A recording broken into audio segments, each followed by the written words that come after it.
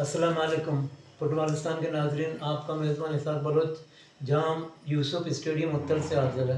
उत्तर शहर के इस सब खूबसूरत फुटबॉल मरकज़ में हाल सिंध बलूचिस्तान फुटबॉल टूर्नामेंट का शानदार फाइनल खेला गया।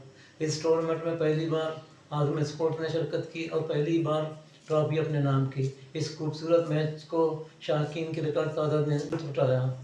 अब चलते हैं इस रिपोर्ट की जानिब, जिसमें हम बताने की कोशिश करेंगे आज़म स्पोर्ट्स ने किस तरह इस इवेंट पर कब्जा किया और इस टीम को कहां कहां से पजीराई मिली। चलते हैं इस रिपोर्ट की जानिब। दूसरा सिंध बलूचिस्तान फुटबॉल टूर्नामेंट का मेला कराची ईस्ट की कामयाब तरीन टीम आज़म स्पोर्ट ने लूट लिया। लसबेला डिस्ट्रिक्ट के हेडक्वार्टर उत्तल में खेले गए सनसनीखेज फाइनल में आज़म स्पोर्ट ने पाकिस्तान प्रीमियर लीग की एक अहम टीम मुस्लिम क्लब चमन को 0-1 गोल से शिकस्त दी।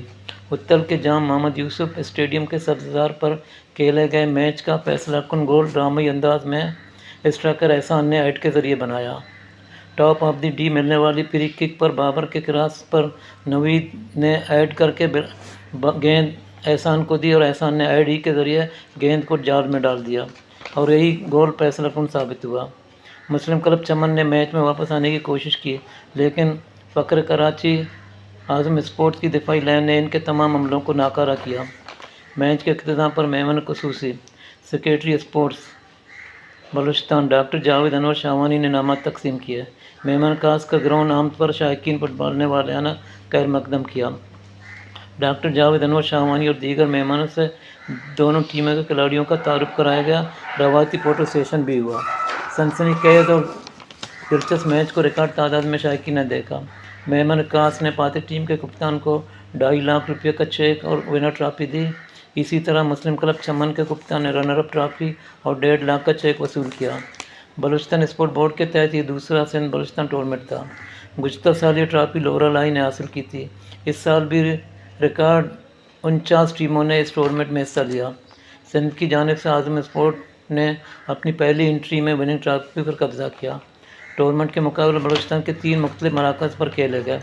उत्तर मरकज़ के सेमीफाइनल मैच में आज़म स्पोर्ट ने इवेंट की एक अहम और मजबूत टीम DFP तुर्बत को 0-1 गोल से शिकस्त दी। इस मुकाबले का फैसला कुन गोल बाबर जुम्मा के हिस्से में आया। दूसरी जानिब डेरा मुराद जमाली मरकज़ पर खेले गए मुतनाज़ा सेमीफाइनल में मुस्लिम कमर चमन को रेफरी ने फातेह करार दिया। इस मैच में रेफरी पैनल के नाक़िस फैसलों की वजह से बदमज़गी पैदा हुई।